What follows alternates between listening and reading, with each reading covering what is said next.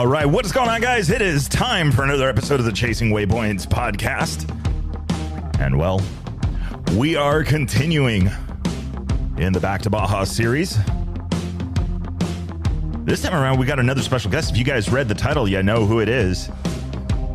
So we have been working our way through some of the prominent people, some of the new guys, some of the everybody down in Baja. If you guys already heard the episode with Andy Kirker, and before him, Daniel Velasquez, Seth Barnes before that.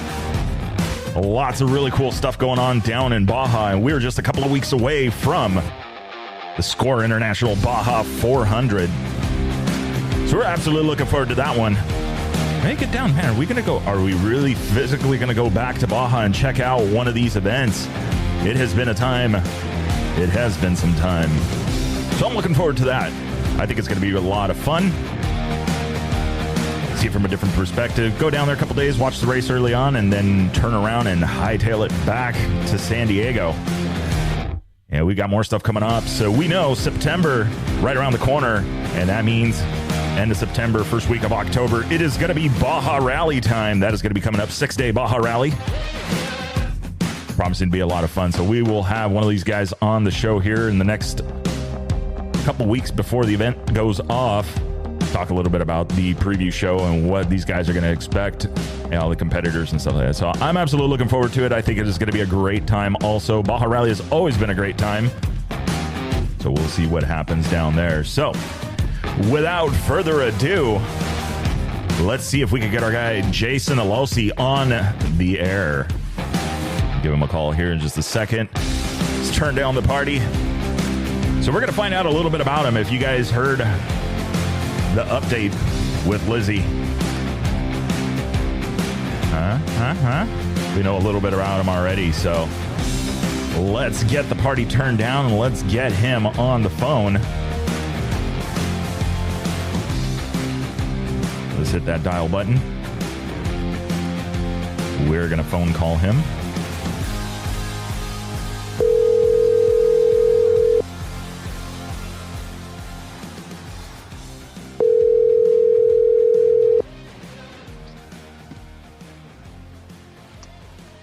Jason?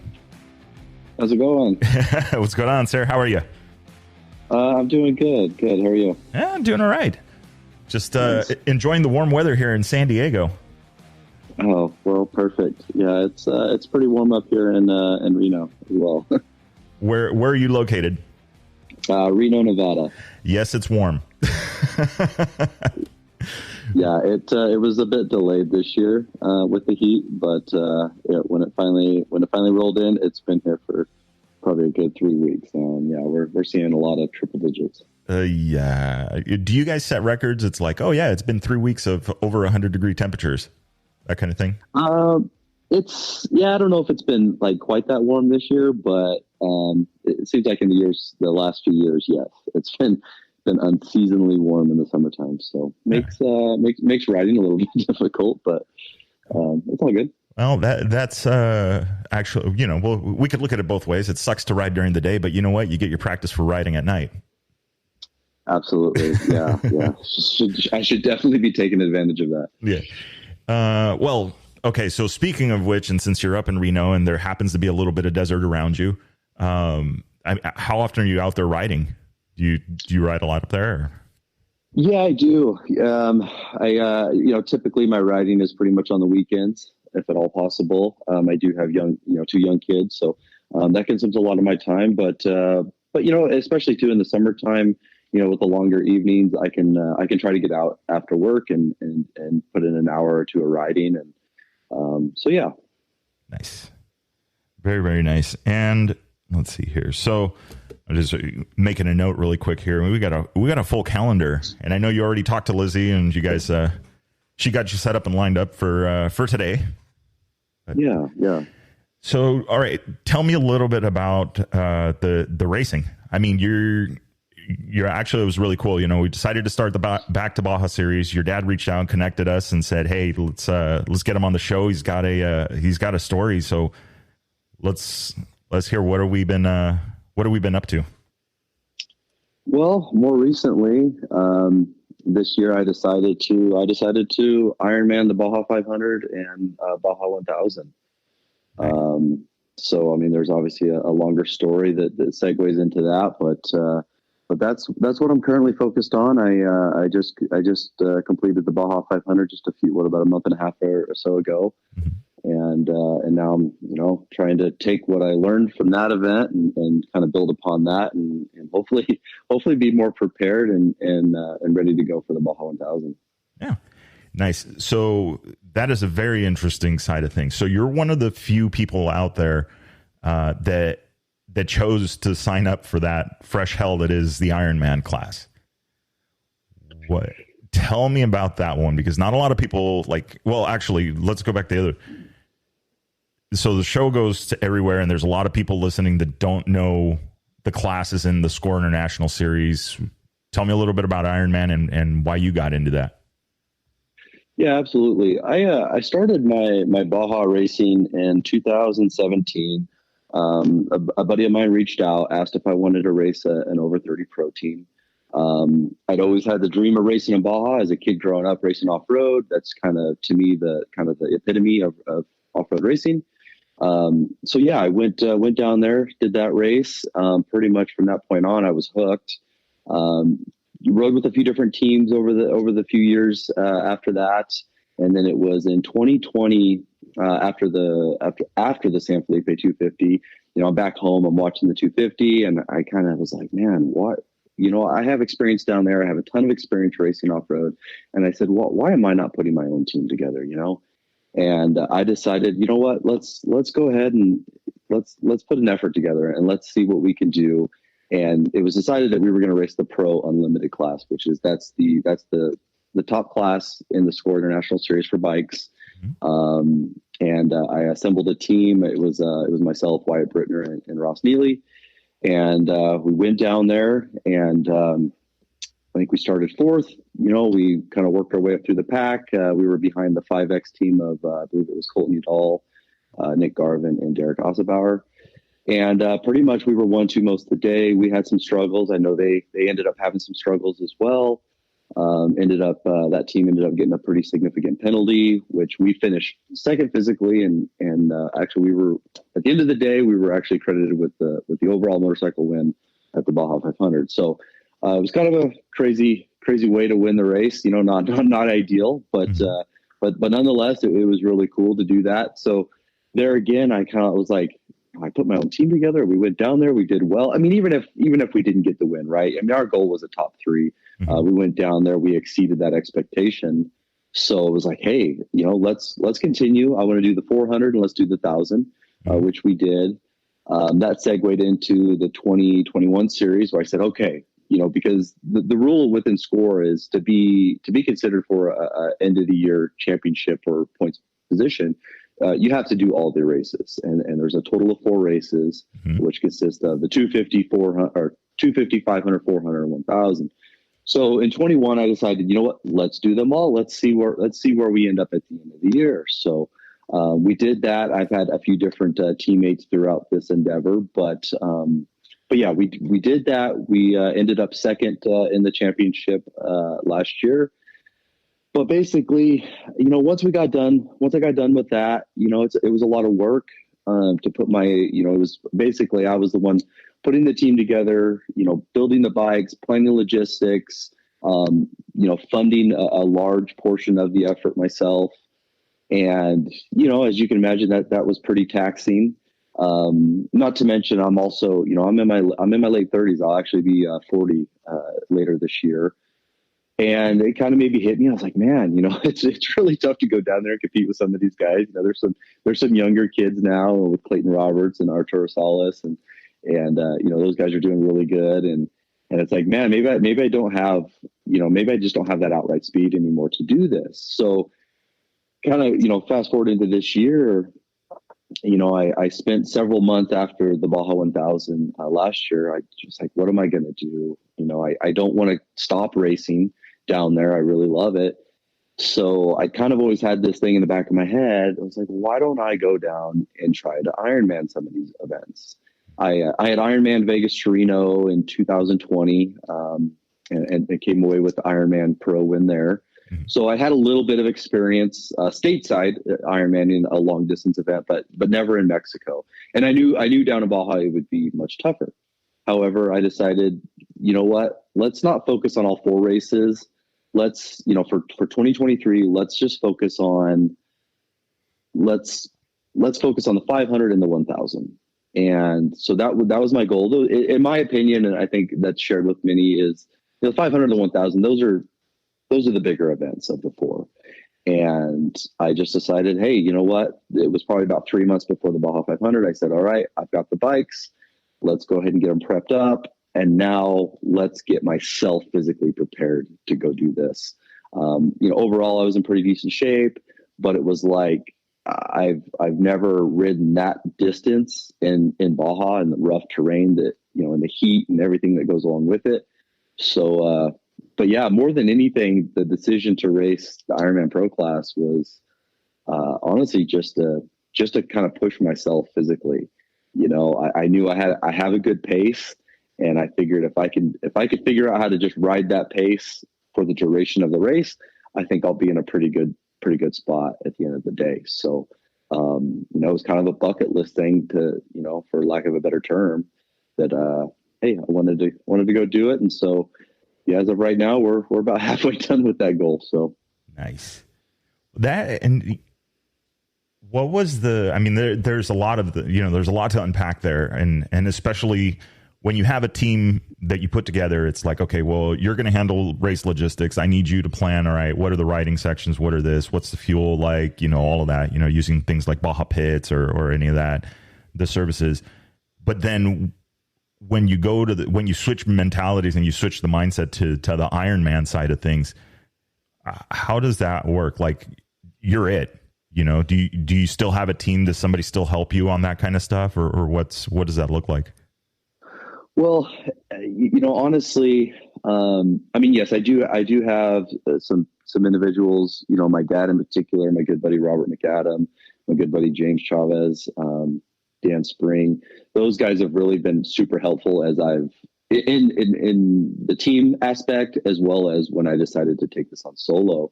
But it's weird. It's a totally different mindset. One that I wasn't really sure, I would be able to catch on to.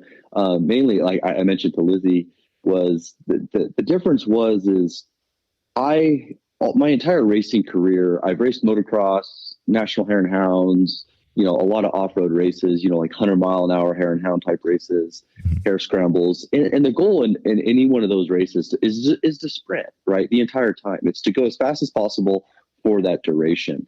And even as a team down in Mexico, it's essentially the same, right? You go down there a week in advance, you have your section lined out, right? And you pre-run that section all week, you get the section dialed, and come race day, the goal is to go as fast as possible in that specific section. Now, going into Ironman, I was like, okay, I got to take a different approach to this, because there's no way. I had estimated that I'd probably, for the 500, I'd be on the bike for 13, 14 hours, So I'm like, okay, well, I definitely cannot go as fast as possible for 13 or 14 hours. So it's like, what now, where's that pace, right? Like, what is the right pace for this? And I didn't know that, like you kind of try to tweak it a little bit when you're pre-running, you're trying to figure out, like, what pace can I sustain for 500 miles? And that was definitely the biggest learning curve for me. But kind of going back to just even the prep things, regardless if it was the team or as doing this as a solo rider, as far as like the planning and the logistics, I pretty much take the big portion of that on. Like I said, I do have some support that helps me out, but I don't know. It's just one of those things where I think my experience really comes in, the experience that I've gained over the years. It just really helps me. And some of it actually comes easy. I have enough experience in Baja right now to where I have a pretty good feel for the area and knowing, like, okay, we can get a chase vehicle here or not, or, let's do the pits here because, this section's rough, we may need to change a tire, things like that. So yeah, I take a lot of it on myself. And it's several months of preparation. So I wouldn't say much of that has changed between the team aspect and doing it solo. Honestly, some of it's a little bit easier because I don't have to worry about what section somebody's doing. At the end of the day, I'm doing all of them. Yeah. So, it takes it backs out a little bit of a dynamic to it. Yeah. I'm just thinking about it. So what section are you doing? All of it? Yeah. No, really. No. Yeah. All of it. It was pretty funny too, because I went to register at the Baja 500. I went to the registration and was signing up, and I got a tap on the shoulder, and this older gentleman, he said, "Hey, Jason Alosi, I'd like to have an interview when you're done here." And the whole premise of the interview was honestly like, "Hey, you've been down here, you've had success as a team. So what made you decide to do the Ironman class?" Yeah. And it kind of caught me off guard, right? I guess I know I'm not the first to do it by any means, but I guess they do kind of scratch their heads a little bit. Even people within the organization, they're like, "Man, you go from having a team to, what's going through your head to want to do this solo?" But honestly, I just like the challenge. Maybe I don't have the pace to run up front anymore, but I do want to push myself physically. I kind of want to see where those limits are. I want to see if I can, if I can go the distance. Yeah. It becomes, in my mind, I'm thinking like, okay, it becomes that challenge of, can I actually do this? And, in a section, like in a team section, right? You got 100 miles, like you were saying earlier, right? You got 100 miles, you're going to push 100%, 100 miles, like just do it. Now you got 400 miles, coming up, roughly, right? Rounding the number. I can kind of see that. It's like, okay, all of this is me. When I get to the finish line, it was my effort on the bike. Obviously, there's people helping you off the bike. It's not discounting what they do, but I can see that it's like a different achievement, like way more extreme than, hey, I rode my 80 miles, I rode my 100 miles, I did my 120 miles as fast as I could. Didn't lose any positions, didn't do anything. This is, you're still competing against other people. I think in Ironman, it switches to you're competing against the entire race course and yourself. Yes, absolutely. That is, so that was a little tough for me at first to kind of wrap my head around, because there again, you're always as a team, you're kind of focused on, battling with the other team. Where are you at? Are you gaining time? Are you losing time? Like, what's, pit strategy almost, right? It comes down to a lot of that. Mm-hmm. Whereas, yes, my outlook going into this as an Ironman was, that's my main goal is to cross that finish line, right? Deep down, do I feel like I have the pace that could potentially win the class? Yes. But honestly, like, you kind of have to just step back a little bit, because there's so many miles before you ever get to the finish line. So it's like, don't get ahead of yourself. It's like, your focus needs to be going out there, riding, kind of maybe almost taking it into sections, right? Which is kind of what I did. It was like, hey, I know that, okay, I'm going to see my pit crew at, said race mile, right? And it's like, okay, your focus is from there to there, right? Obviously, in the back of your head, you still have to say, well, I still got 300 miles after that. So don't push yourself. But it's like, hey, kind of break it down into manageable sections, do it, and then kind of, build on top of that. So, it's a totally different mindset, going into it. And honestly, at the end of the day, yes, your main competitor is the course. It's the course, it's the heat, it's the making sure you don't have any mechanicals, right? I mean, that's really what it is, because you'll easily make mistakes when you get tired, and the heat kind of just, it'll zap your energy, and it's really easy to make a mistake. And mistakes in Baja, regardless of what class you're in or whatever you're doing, or could be really big. So, yep, it's always waiting for you, and it's very patient. It will wait years to bite you if you're not, in that one lapse in focus, which is crazy, because if you're doing the entire thing, it's all your focus, like for the next I mean, we'll just go with 24 hours. For the next 24 hours, you're literally just focused on one thing, is literally just riding the bike through this terrain and not making those mistakes.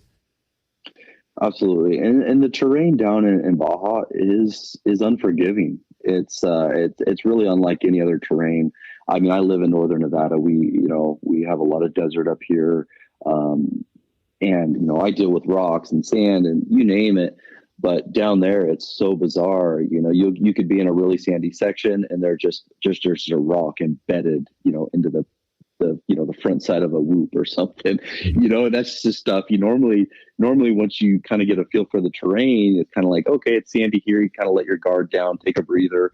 But down there, that's just not possible.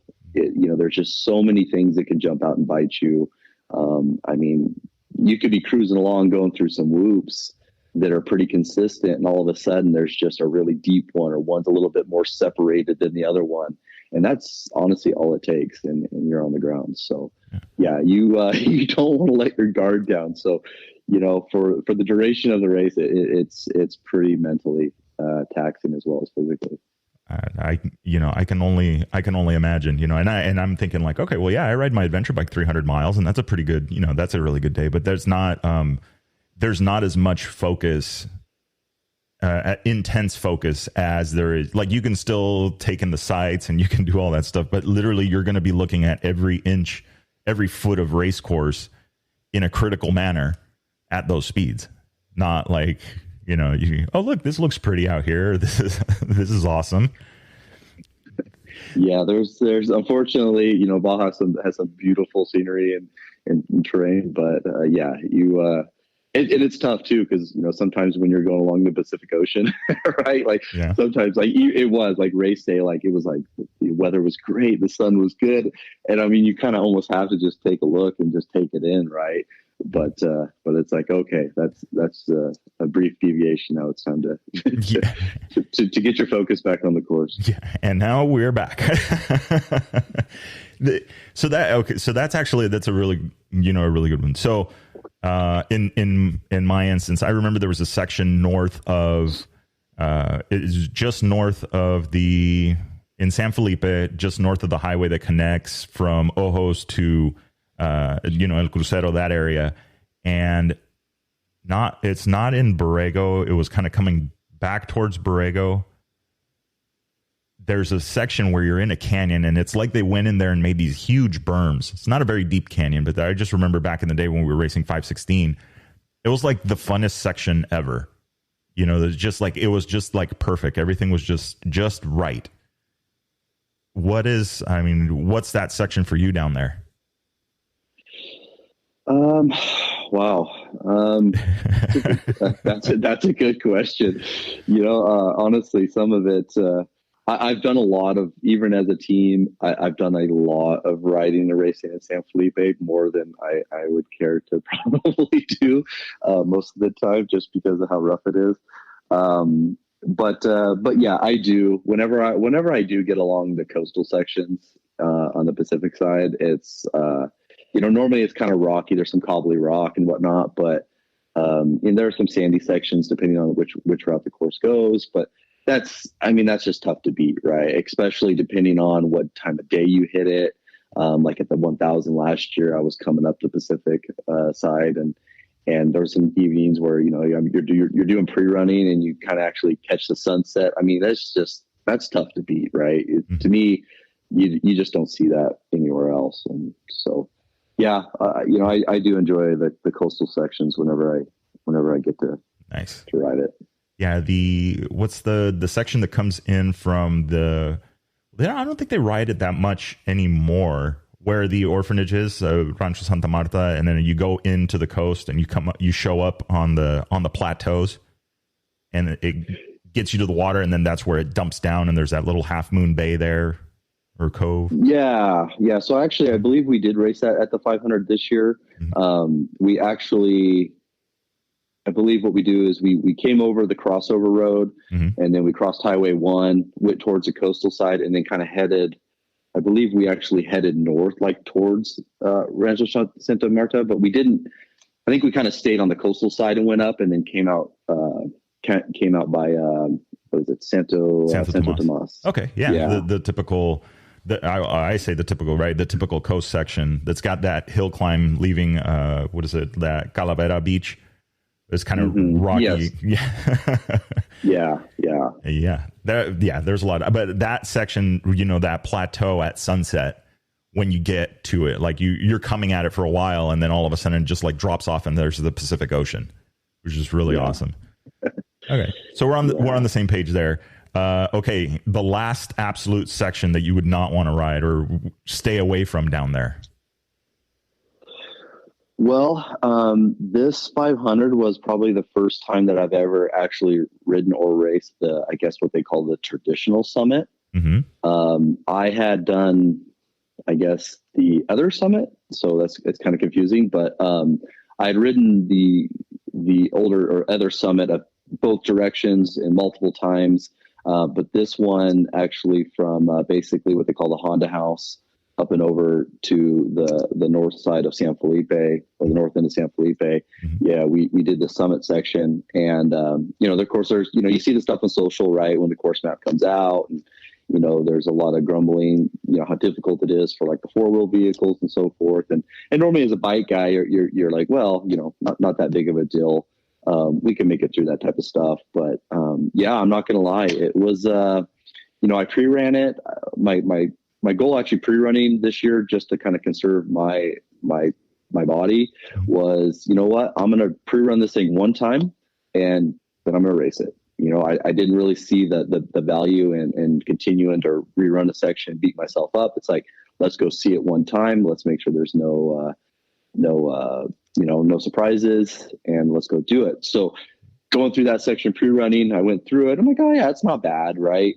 But coming race day, you kind of underestimate that you're probably riding, that extra maybe 10%, right? Or 15% or whatever it is. Cause keep in mind, I'm doing an Ironman class. So like, I'm not going all out, but I'm obviously pushing more than I would on a pre-run type pace. And man, you go through there and it's kind of like, you go through these rocks and boulders, you're like, okay, yeah, this is a little relentless, and you're kind of getting beat up and you're like, dang. So that was pretty tough, but honestly, some of those sections down in San Felipe, they're just unforgiving, miles and miles and miles of loops, and it doesn't take too long before your back starts lighting up. So yeah, either one of those sections, a lot of the loops in San Felipe and maybe that summit section, those are probably not my favorite. Not the ones you're in a hurry to do. And they're, I mean, just to the quick spec on it, right? When you leave San Felipe and you're heading north towards Three Poles, it's roughly about what I think it's like a 60-mile stretch. I think that they put in there. I don't remember. The entire way is pretty much whoops. And then I remember there's sections like into the access roads where you'll be heading north and then you'll head west really quick. You turn and you think like, okay, cool, we're going to get a break. No, it's just a whole nother road of, a whole nother few miles. And then you turn north again and then same thing. And so very, very, it's better going south, I think, when you go from Three Poles. Yeah. The whoops are shaped differently. Yeah, exactly. Depending on, which direction they ran the previous race courses and things of that nature. But you also got to understand too, right? It's not just Score that's running races down there. There's several other organizations running the same course, the same stuff, multiple directions, right? So it just never gets a chance to recover, nor does it really get a lot of moisture down there either, right? So there's not a lot of recovery time in the land. So yeah, it's brutal. It just continues to get worse and worse. And but I knew that going into racing down there, and while I'm in it, yeah, it sucks. I'm not gonna lie. It's not enjoyable, but when you get done or when you get through that section, you're like, okay, good. You can kind of huge sigh of relief, and it's like, okay, so. But yeah, it's a challenge. I can only imagine. I tried it once. I was like, okay, well, I'm like, there's no way that these guys are riding the line. So I went in both directions, east and west of the race course, just to see if I could spot tracks, and there weren't any. So I was like, okay, that means they are taking this road up. in this particular section that I did. And I just like blown away. I'm going, this is nuts. I don't know how these guys are doing this. It's great. I mean, the holes are literally 3 and 4 feet deep. Yeah, they're not bike whoops, mm-hmm. right? They're created based on a lot of the 4-wheel vehicles, right? So you have various wheelbases. You know, you have the trophy trucks, buggies, the side-by-sides, right? And it's just like, so there's no real consistency mm-hmm. to the spacing of the whoops. Like pretty much anywhere I ride up here in my area, right, it's mostly bike whoops, right? I mean, obviously side-by-sides are becoming huge and they're all over the place. But generally, right, it's a bike whoop. So yeah, you know, you can, you know, carry your speed. You can kind of stay on top of them. And it's not that, you know, it's taxing, yes, but it's not that big of a deal. But down there, it's really hard to find a rhythm mm-hmm. just because of the inconsistency of the whoops. They're so random. Like I say, you can kind of get into a groove and then all of a sudden there's either this massive deep one or for whatever reason it's spread apart. And it's just like throws you out of your rhythm, and now you're pounding them. Yeah. So, you know, it's really, yeah, it's a challenge, you know, that's I guess that's part of it. So yeah, part of the suffering and part of the, you know, and obviously it is part of the adventure, but that, you know, that does bring up something interesting. I mean, this is, if anything else, it's a suspension thing and making sure that the bike is dialed in. I think that one of the similarities that the Ironman class has to rally is the same one and the same, right? That, you know, it's only that single rider. So you have to worry a lot about setting up the bike and doing all of these different things. What was the transition when you, like, okay, you had a team, you guys were riding one bike, and then you went to the Ironman side of things. What was bike prep like? Like, how did you prep the bike differently? Is there different things going on when you switch from a team to just you?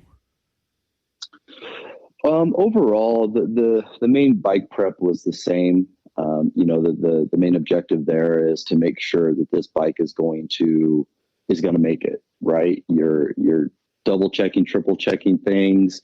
You know, things that maybe, you know, wear items that maybe you're like, oh, it's a 100-mile hound race. Yeah, that's not a big deal. Whatever, no big deal, right? It's like you're looking at the stuff and you're like, well, you know, like I said earlier, like, yeah, the bike's gonna be running for probably 13 hours, right? So you have to take a different approach to it. It's like, if it's even in question, it's like, replace it, right? So there's that was the same in that aspect. The main difference between bike setup between a team and an Ironman was honestly suspension. Mm-hmm.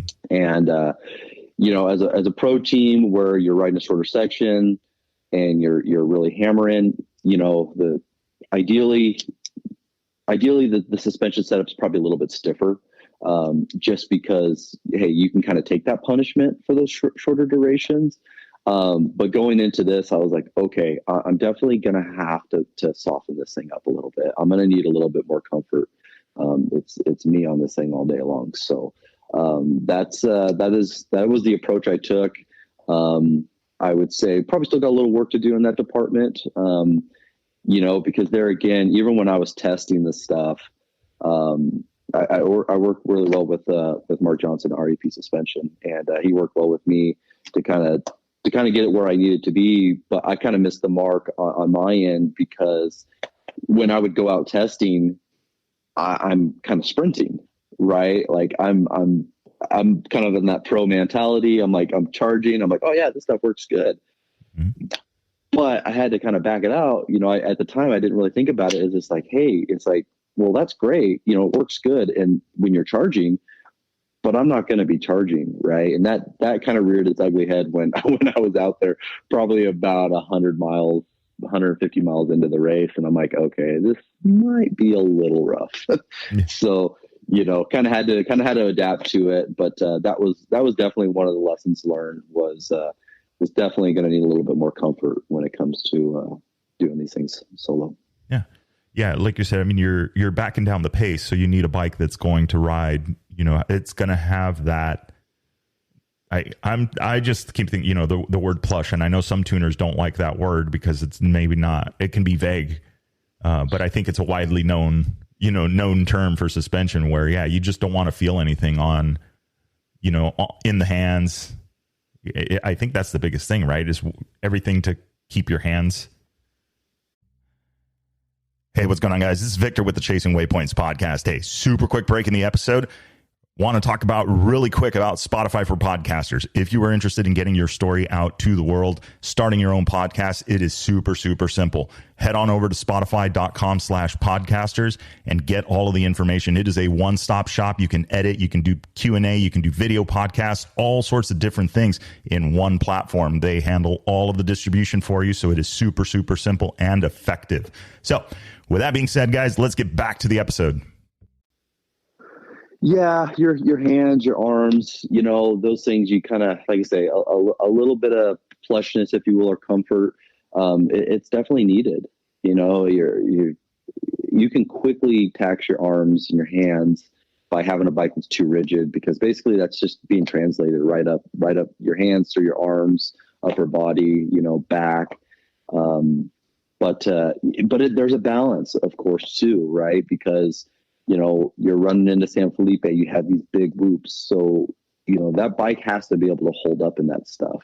But hey, 50 miles later, you're in some hard pack, cobbly, rocky stuff, right? So there's where you want that initial part of the stroke to be softer. And so to find that balance. And that's what one of the most challenging thing is with off-road racing, in my opinion, is to find that balance. And then when you couple that with having teammates, that's even more challenging, right? Because you may be different heights, different weights, and different things, so essentially, being a solo rider, it should be a little bit easier because there's only one person you're trying to appease. Mm-hmm. So, but it's still a challenge nonetheless, just because of the varying degree of terrain down there. Yeah. Well, I can imagine, it's like you get it right for, one section and it's wrong for the other, or it's not optimal. So it's like you got to kind of pick and choose your battle on, okay, well, I know I'm good here. This is what I'm going to set it up for, but you may suffer later. Yeah, absolutely. There's definitely a give and take, right? There's a trade-off. You want to set it up, honestly, for the best overall as possible. But yeah, there's some times where, you might be like, hey, we're going to be running a long time in San Felipe. So, maybe let's go a little on the stiffer side of things, and kind of just maybe tough it out when it's more of a rockier, more choppy type section. So yeah, it's a gamble either way. So. Yeah. It kind of rolling the dice. You feel like, okay, well, what do we choose here? But speaking of choose, we didn't even talk. So what's the bike of choice? What do you ride? What's the bike like? So right now I have a couple 22 Husky FX 450s that I'm racing. The race bike is we have a 6-speed in it. Honestly, aside from a pro circuit pipe and some add-ons, performance wise, it's a pretty stock engine. Those things make enough horsepower. I don't think it's really necessary. I mean, even in the pro class, I didn't feel it was necessary to do anything to make it unreliable. So yeah, pretty much a stock motor. We do have we have some good suspension on it. We're running WP cone valves, track shock. But other than the normal add-ons of, tank and things like that, it's, just stuff to make it more Baja bulletproof. Yeah. What do you guys run for? I mean, I'm used to rally. So in rally, it's like, all right, you sure you don't make a 6-gallon tank? Because I could really use a 6-gallon tank. What do you guys run on those? So right now, IMS is a great supporter of mine. And we run, I believe it's a 3-gallon tank. Okay. Might be 3.1. I do, when I pre-run, I actually run the 4.5 gallon IMS tank, which is great. And honestly, it's kind of weird because one of the things with the KTM Husky line is, the bikes are kind of light. Mm-hmm. And honestly, in the past, like sometimes it almost feels the bike handles better with the bigger tank on it. Obviously your suspension has to accommodate that, but we have, we utilize Baja pits down there, and, they're pretty much set up every 40, 50 miles. So basically it was like, yeah, let's not carry around that extra weight. Let's go with the smaller tank, and we can fuel up as needed. But Yeah, sometimes, and that's kind of actually something that's on the table right now. I may even run the big tank come the 1000. Nice. Yeah, that I find that kind of interesting because it's a common thing from the rally world. Is that these bikes are actually pretty heavy, but at the same time, it kind of makes them stable. I mean, you're starting to see the Ricky Brabeck, Skylar Howes, those guys running rally bikes out there, and I got a feeling that we may even see some Cove rally bikes participating in Baja races soon. And so I guess that kind of it makes an interesting point, right? That trade-off, a heavier bike and stability versus a lighter bike and that nimble feeling. Oh, absolutely. I mean, if you look back in history, I think that's why obviously the XR 650 was so dominant down there, right? I mean, it's heavy, but it's stable. And even the first gen 450X, right? I mean, I've spent a lot of time on those bikes, and man, sometimes those things are just tough to beat, right? Because they're very comfortable, they're very stable, and they kind of have the weight dispersed as in the right areas, and they're stable. And honestly, I think that's part of the reason why IMS has done such a good job with their tank design, because it kind of keeps the weight lower. And it doesn't feel so top heavy. So, I mean, there's times, yes, you feel it, but there's times where I'm out there and you have 4.5 gallons of fuel, right? And it's not as noticeable as you would think it would be. So, I can only imagine a rally bike that, has like double that. Yeah. 8 gallons, something like that. Yeah. But like you said, it's the same thing. It just spreads it across the entire length of the bike pretty much. And then the tanks go down to just about below or at about the same height as the stator and all the other clutch stuff. So it's pretty crazy. I think, I don't know. I wonder, I think that's going to be like part setup preference, on how guys like to ride and that riding style. And, especially for you, I mean, if it's going to be all, I mean, I know that bike has got to be 100% dialed in. Like every little thing has to be, I run these grips, I run these levers. Everything is just exactly what it needs to be for you. Yeah, and that is kind of one of the benefits of doing it solo, right? Is I don't have the input of 2 or 3 other riders, right? It's like hey, I can kind of whereas I kind of had to make concessions in the past. It's kind of like, hey, I can fine tune this to kind of my liking, the lever positions or grips or whatever it may be, bars and things of that nature. I can tailor it to my liking, and so I guess that's the trade-off for doing all of it. For a little, yeah, true. I mean, it's some for others. Like that's what we were talking about earlier. So like the suspension setup is which way do you go, and what's the, where is this bike going to be really good, and where is this going to be okay, or where is this bike going to be good?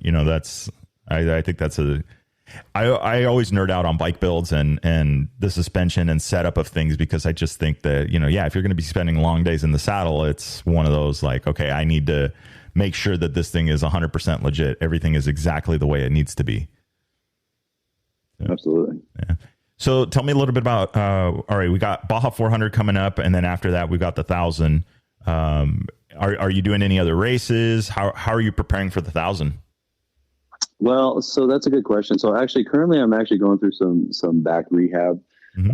I've suffered from back issues, honestly, since I was a kid. I've broke my legs several times, and so I'm a little off center, I guess, if you will.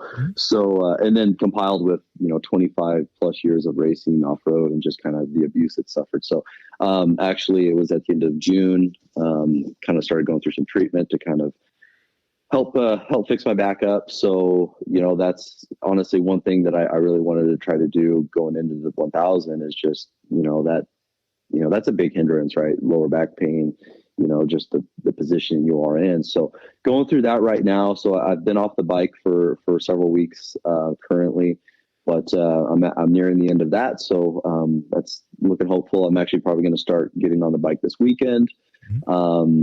But yeah, my goal was, like I say, the 500. I did the first National Hare and Hound of the year back in January. I did the 500, and so coming up is actually Vegas to Reno.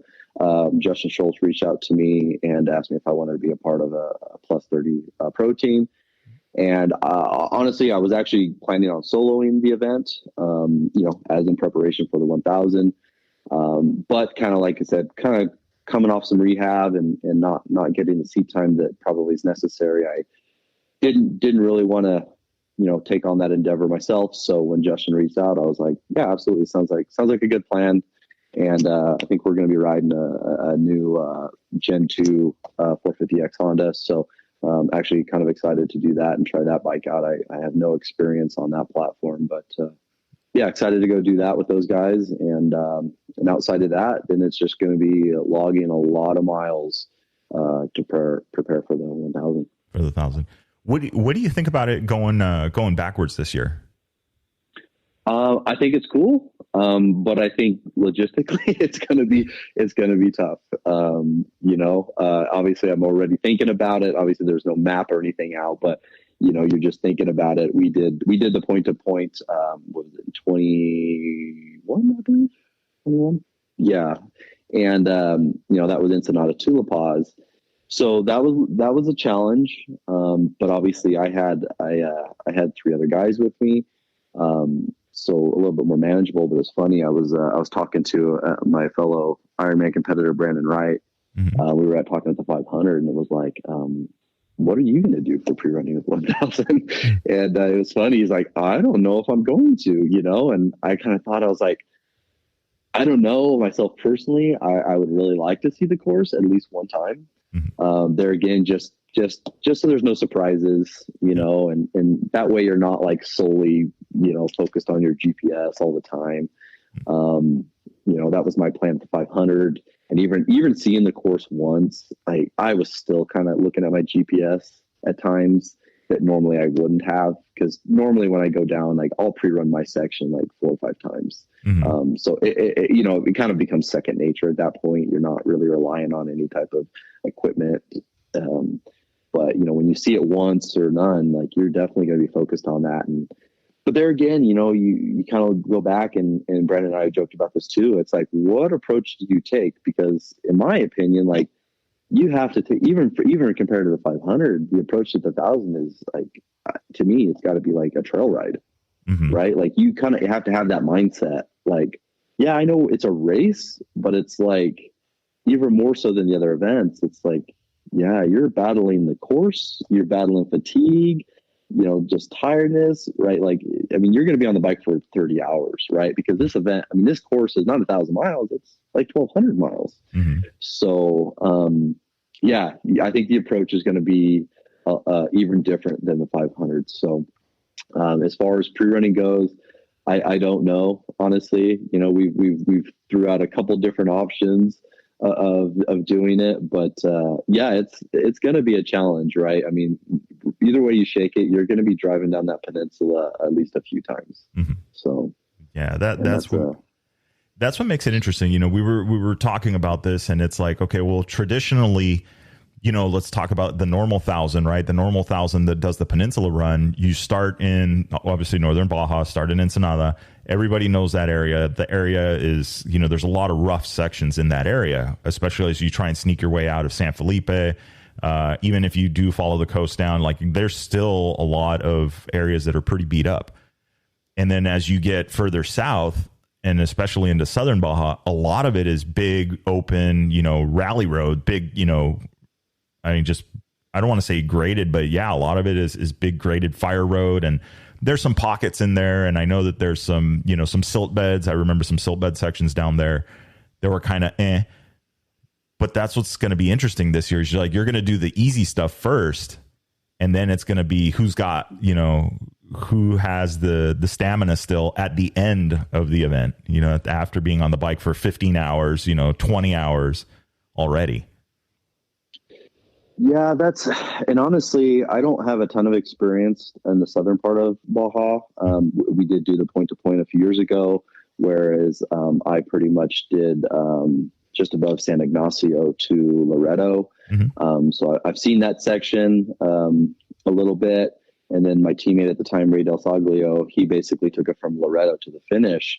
And Ray told me, like, it's that there's that 300-mile section is not exactly smooth from La Paz to Loreto. Like it's kind of rough too, because there again, I think they do races down there. You know, I think there's like different organizations that do it. So essentially you kind of maybe think that like, oh, it's a little bit smoother, but I don't know if it is.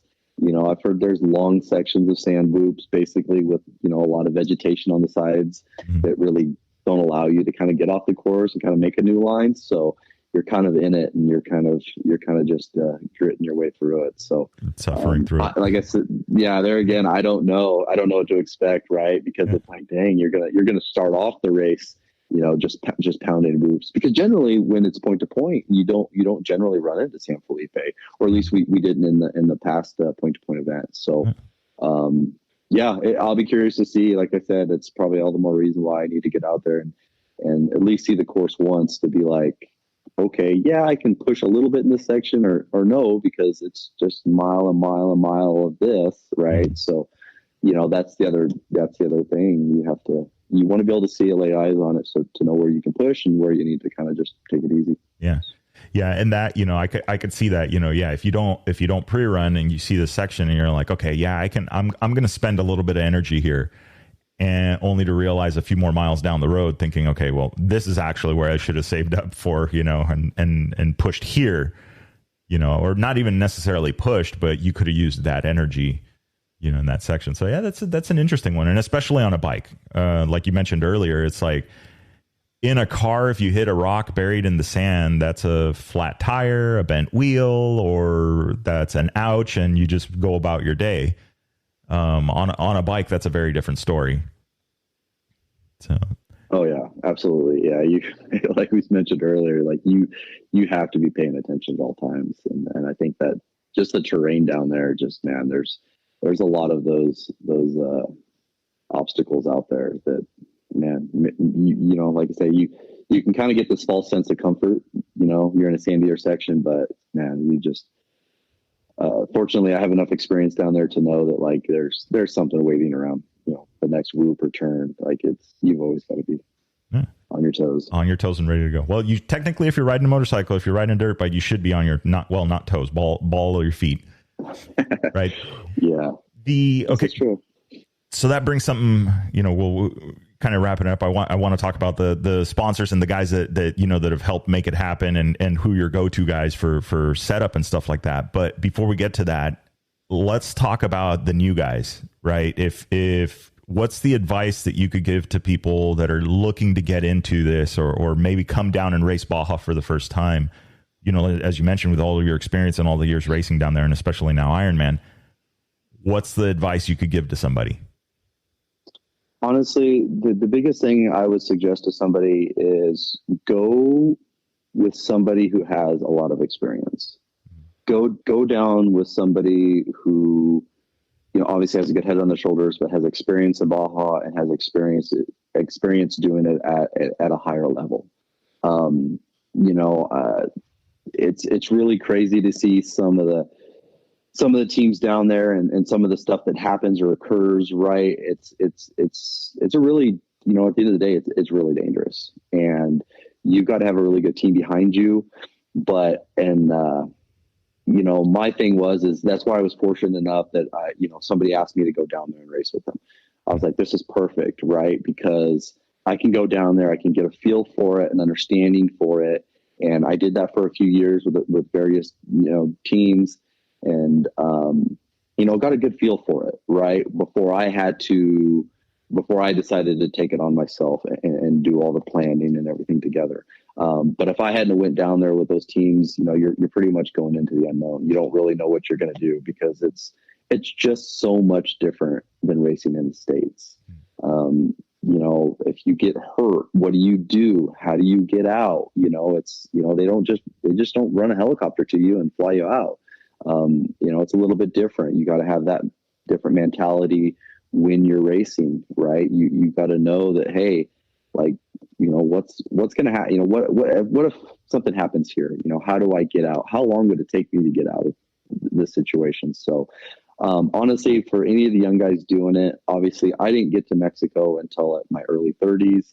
You know, sometimes I kick myself. I wish I would have went in my 20s, but I don't know if I was mature enough, honestly, to race down there at that time. So, maybe it was a blessing that I didn't go down there until later in life.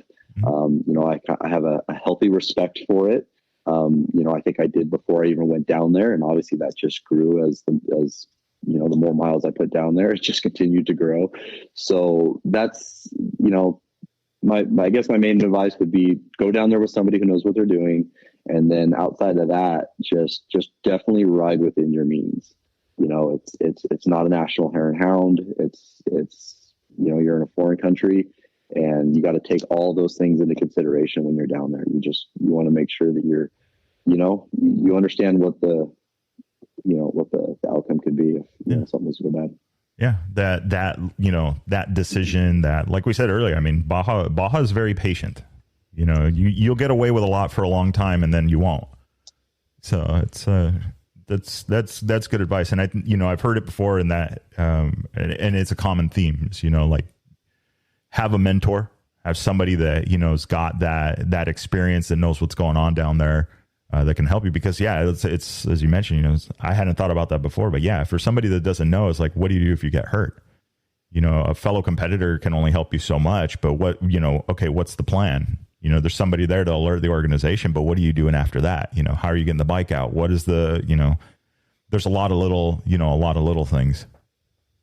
Yeah. It's just more challenging. It's just, you gotta, it's easy to go down there and put a bike together and put a team together and go race. But there again, and as having created a team and for several years now, you're taking all that responsibility on yourself, right? And what you're trying to do is you're trying to plan for every possible scenario, which is impossible. But I mean, just the sheer amount of, it's communications and, support crew and different things, you got to have, there's a lot of pieces of the puzzle that you have to put together, right? So that, hey, if everything goes according to plan, great. It's a smooth, easy day.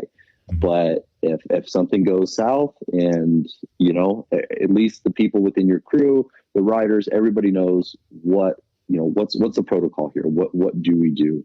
And I think that's where maybe the newer, more inexperienced teams that go down there, they don't kind of maybe plan for those things. So when it happens, it's kind of a scramble.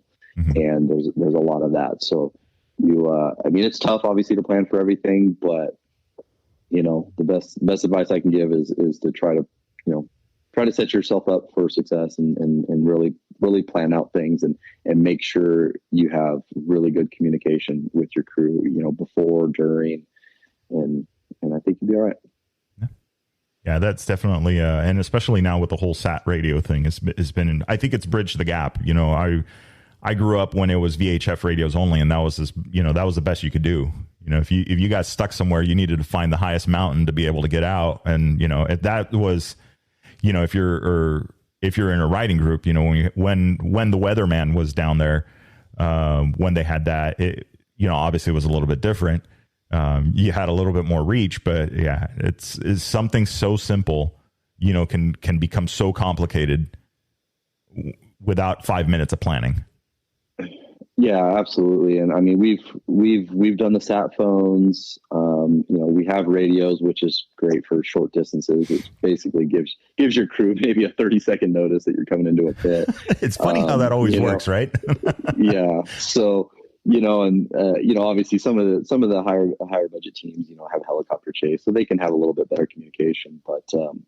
But now, actually, we just had it for this last race with Starlink, and that was a huge game changer. I mean, the chase vehicles had internet connection all day long, and on myself personally, I carry a Garmin inReach, so I can communicate via satellite to my crew, at any, if there was an issue at any time, and then with them having the Starlink with internet anywhere, on the peninsula, they can receive my messages and communicate with me. So, that's huge. It's definitely improving and making things a little bit safer. Yeah.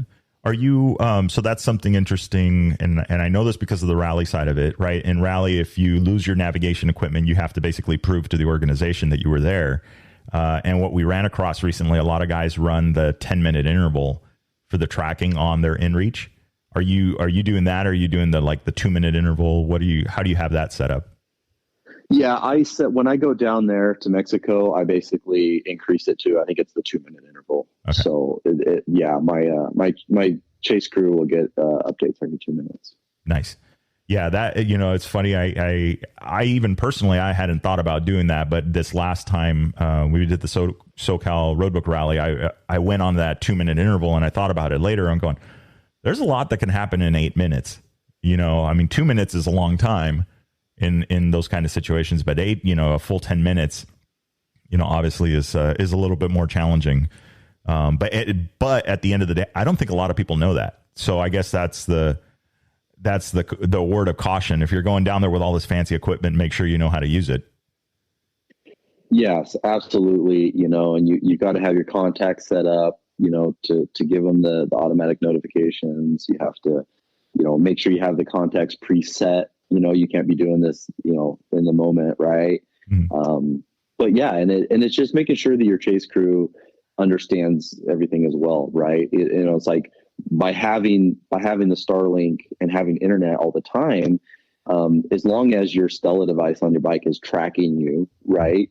Like your chase crew can pretty much be up to the minute, mm-hmm. On what's happening. Right. So like, even if they don't get a notification from me to say, hey, the bike is broke or whatever, they can look at the tracker and it's like, hey, he's not moving and he's at race mile, whatever, they can be like, okay, give it a minute or two. Like, is he moving again or is he not? Right. And then they can start kind of, coordinating and planning from there an action plan to figure out what's going on, or, send me a communication or whatever it is. So, because prior to having an internet connection down there, it was like, the tracking's nice, but it only works if you have service. And as service down there is extremely spotty. Mm-hmm. So, being able to track the bike, like I said, the caveat is, the Stella device working. But those things, having those things in place is, it gives everybody a little bit better peace of mind. Yeah. Yeah. It's quickly become a non-negotiable. Need to have that on there. Absolutely. Yeah. All right. So let's talk about sponsors, guys that have helped you, teams, companies, that kind of stuff that have. Yeah, absolutely. I couldn't do any of this without these guys. I have a lot of great industry sponsors, but also outside industry sponsors. And one big one is my good buddy, Robert McAdam of McDiesel, Diesel Repair Shop up here in Reno. Man, he helps me out a ton, because, I work a normal job and I'm prepping these bikes in the evening, and there's a lot of times where I'm out in the garage till midnight. And when I call him up and say, hey, can you give me a hand? Like, he doesn't hesitate at all. He comes over and helps out, and that's huge. So big thanks to my buddy Robert and Mike at Takomoto. He jumped on board a couple years ago. Mm-hmm. Was really impressed that for one, at that time we were riding the Husky 501. He was really impressed with the results we were getting on the Husky 501, and that was kind of his bike of choice and kind of the bike that he specialized in, and he wanted to help us out. So Mike at Takomoto has been a big supporter of ours. Baja Bound Insurance, keeps us covered, when we're crossing the border. That's always a great peace of mind. And the station signs, it's my cousin up in Washington. He supplies us with all our shirts and signage and whatever we need to make sure we're well represented down there. Rhino Built, it's another local company up here in Reno. They've been helping us out with building our lights and things of that nature. So big thanks to them. But outside of that, a lot of my industry sponsors are Fly Racing, Flow Vision, and Kinda, Nitro Moose, Pro Circuit, IMS, Blood Lubricants, DDC, REP Suspension, Quick Moto, Guts. And I think that about sums up majority of them. But like I said, without these guys, a lot of this wouldn't be possible. And another thing too to keep in mind is like these sponsors that help me out. Like I reach out to them to help me, right? Mm-hmm. And these are companies that I truly believe in, right? Like this isn't just a I believe in their product. I use their product. It's served me quite well over the last several years. So, Yeah. And that's a big thing. I think it's really cool that these guys are willing to help out, racers of my, level. And I think it's really good to help the sport. Yeah, absolutely. And I mean, and that's a really valid point. I remember, I'm kind of different, right? But I remember when I was racing RC cars, remote control, and we were doing the outdoor nitro, a few big series races and stuff like that. And you would go around, and the thing in the pits was a lot of times it was just like whoever was giving away the free shit, whoever you'd ask somebody about a car and you knew they were a sponsored driver by them. And it was like, oh, well, it's dialed. Yeah. Okay, cool. But why is it dialed? What do you like? What do you don't like? And there was nothing more than that. So then you were like, okay, well, they were there for the free ride because they were getting stuff for free. And I get it. You want to reduce your personal expenditure and pass the burden on a little bit. But that's a very important thing that you just said. It's like, you support the companies, but they support you, but it was you first. You're using their product. You understand their product. You prefer their product. And then the help is just like the cherry on top. Yeah, absolutely. I mean, these companies, they're tried and true in my opinion. And honestly, if they weren't supporting me, I would be buying their product. Right. Yeah. And that's what it boils down to, especially when you're talking about, a 30-minute moto or a 20-minute moto, whatever it may be, is different than, being on a bike for 13 to 30 hours or whatever it is, right? You want to have full confidence in the products you're using. And like I say, there's nothing on my bikes or nothing that I wear that I don't believe in 100%. Yeah, absolutely. I think that's important. And especially with what you're doing now as an Ironman, you got it. Literally everything has to be dialed in. So, because there's always, if the glove, the stitching isn't just right, if the boots don't fit just right, the goggles, if you're struggling with them, the helmet, all of these little things that like you said, in a 20-minute moto, you may not notice it, and that could make or break. I mean, it's like a helmet being just a little bit too tight or putting a little bit of pressure where it shouldn't, or, in the case of, Mike over at Takamoto helping you with the bike build and what he's contributed to the team. It's like, all of these little things that, it might just be something very simple, but at the very end of the day, you didn't have to deal with it and it just worked and it did its job. Absolutely. Yeah. Very nice. Well, awesome. Well, I mean, any other updates, anything else, any other advice you remember, or anyone you want to say hi to? No, just, I do want to send out a big thank you to, all my supporters. Obviously my mom and dad have been there, from day one, and man, we've done a lot of racing, a lot of traveling together, and that's been super great. And I really, my dad's still super excited to go to all the races with me and help out as much as possible. I think he's got the Baja bug just as bad as I do. But and also, my great uncle Russell, he was a big influence in our family as far as like getting involved with motorcycles. He's the reason that any of us ride motorcycles. So he passed away a few years ago, but yeah, it's always good remembrance to go down to these events and think about that. And so without him, I probably wouldn't be riding motorcycles. So nice. But outside of that, yeah, like I said, I got to thank all the teammates that I've had throughout the years. I got to thank those guys for, letting me talk them into going down to Baja. A lot of the guys, it was their first time, up here in Reno, Nevada. We actually have a pretty good, decent off-road racing community. There's a lot of good riders. There's been a lot of good riders that have came from this area in the past. And, so I kind of approached some of these guys and I'm just like, hey, do you want to go to Mexico? And, it's been really cool. And a lot of these guys, like I said, it was their first time going to Mexico. And here I am trying to be like, don't worry, it's safe. You're good. Just do these things, and they believed in me. They came along. So I got to thank all those guys. I've had several teammates throughout the last few years, but, also my chase crew, those guys, I honestly can't thank them enough. Right. I mean, every race you're down there for a week plus, right? Mm-hmm. So, they're taking time away from their family, their jobs, basically just come help me. Right. Mm-hmm. I mean, that's a totally, unselfish thing to do. And I appreciate them for everything they do. So, yeah. Awesome. Just gotta say thank you to all those guys. Yeah. Excellent. Well, cool. Well, I will let you get back to your day. And I know you got some prep to do, and we got some racing coming up. So, and hopefully staying out of the heat.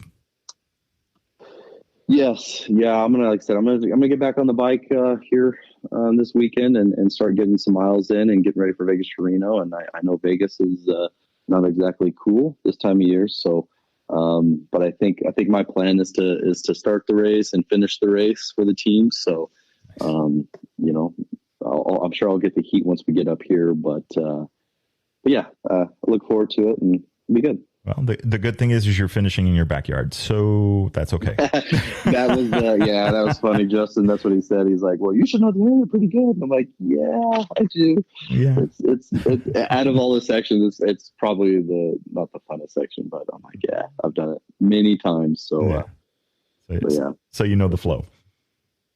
Absolutely. Awesome.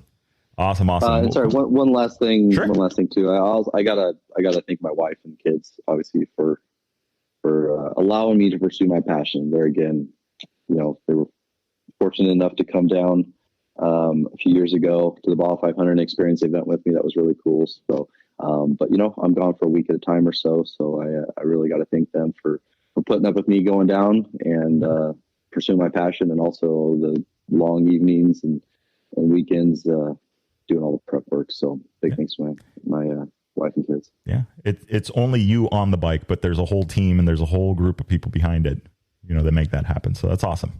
That's really cool. And honestly, I think I have a pretty small group, of people that help me out. But man, it's everybody does a great job, and super glad that they support my efforts. So. Nice. Well, excellent. Well, we'll see. We'll probably meet them and see them at a few of the races. Absolutely. Awesome. All right, sir. Well, perfect. Well, enjoy the rest of your day, and I appreciate you taking the time and to be on the show. And we'll I'll get you the links and all that when it's ready to go. All right, I appreciate it. Letting me take a few moments to talk about my story, and I look forward to hearing it. Yeah, we'll keep up with you, and we'll look for the updates from Vegas to Reno, the 400, and then ultimately the 1,000. So, awesome, sounds good. Awesome, thank you. All right, thank you. Have a good day. See ya. Bye. All right, so there you have it, Jason Alosi. Very, very interesting. I've always kind of divided it up, right? You have the Ironman, you have the Pro Moto, you have all of these different age classes. You have these things going on here at the, in the Score International and the desert off-road racing here in North America. And the Ironman class is a very interesting class in that it has that similarity with rally, that it's just you on the bike. The days are very much the length, except, you're not seeing the liaisons that you would in some of the rally events, right? It's still a long day in the saddle, right? 600-700 miles, 1,000+ kilometers in some of these stages. But, you're talking about a 300-kilometer sprint race coupled by a few 100-kilometer commute, where in the sprint racing side of it, and particularly in these kind of races, is you're talking about a basic sprint race the entire time you were on the bike. It's 100% focus. Not to mean that you don't focus on liaisons. Rally, where it gets its infamy or more famous endurance side of things, is the fact that you do it day in and day out for several days at a time. So it's very interesting how people would prepare for an Ironman event. And I'd be curious to see the transition, right? If some of these guys that said, okay, I like the Ironman aspect of it, I understand the sprint racing side of it, but maybe I want to try this rally thing. You think about it, and I mean, I feel like it's one of those, like, you've got a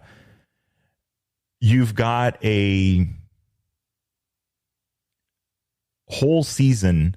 I mean, in one race, you cover so much terrain and you pay so much money. and then you turn it around and you rinse and repeat. And in a rally, it's like, well, 5 or 6 days of racing, 1 week, that's it, no pre-running. I mean, I'd be interesting to see the cost comparison in that. But nevertheless, there is still the Baja crowd, right? That's what we were talking, and that's why we started this whole thing. And again, it all started out with Nathan over at Countershocks and talking about this and trying to push, right? Talking to Andy Kirker about building the moto class and getting the motos back in. And he's done so much for the moto side of things to try and get more people in, get more sponsors on board, get all of these things going. And the moto class is growing, and I think will continue to grow. And there's fresh blood coming in, and there's people that are moving throughout the classes. So it's really, really awesome. And I think that it is a great introduction into Baja. I think that it is, you heard Jason say, is like some of this is trail riding, right? You may not be, if you enter the pro moto class, okay, cool. You're out there and you're working your way and you're competing against the top, right? And you could go into some of the other classes. You have the limited class, with the 250s. Great. It's a light, easy bike to handle. They're still very peppy. There's nothing, not really detracting anything from them. Different group of competition. And I think that is also a class that needs to grow and continue to grow. And so there's a little bit of everything, depending on where you want to go. And do you want to trail ride the thing? Who are you competing against, right? Are you competing against the next bike, or are you competing against Baja?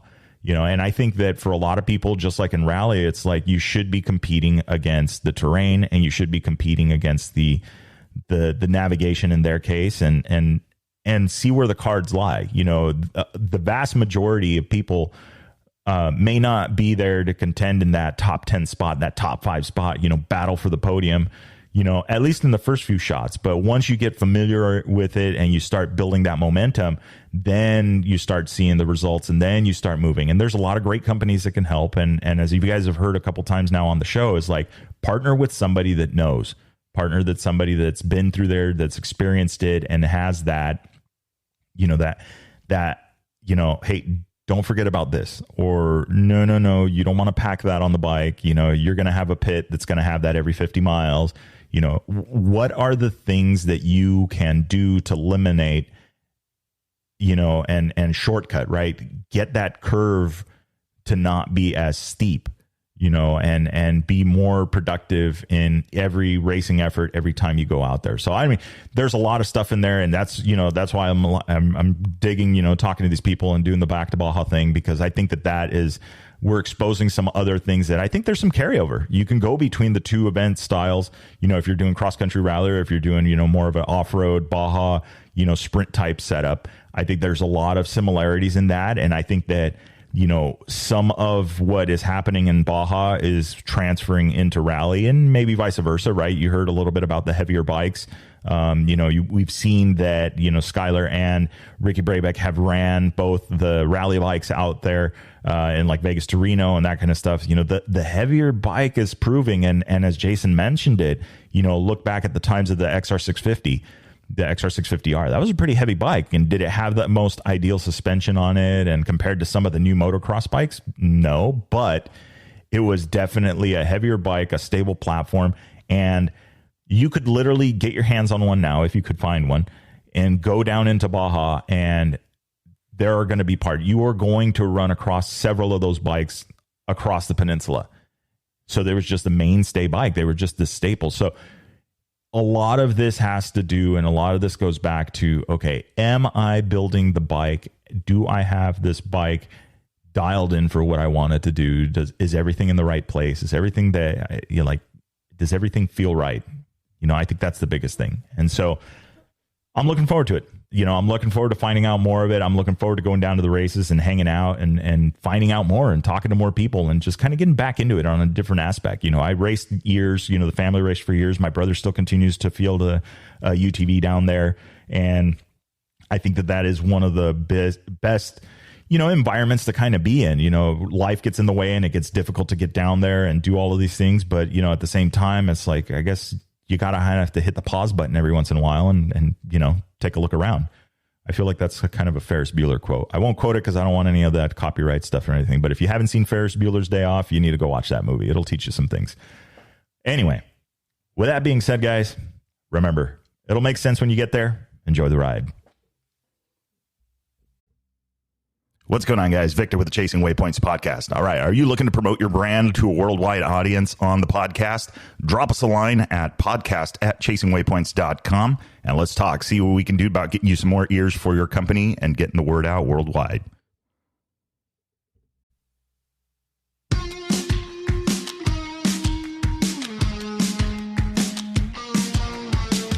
All right. That is a wrap for the Chasing Waypoints podcast. Hope you guys enjoyed the show. Looking forward to our next one coming up. Remember, if you are out riding, do not forget to tag us at Chasing Waypoints. Hashtag Chasing Waypoints. And if you haven't already, get on over to the website.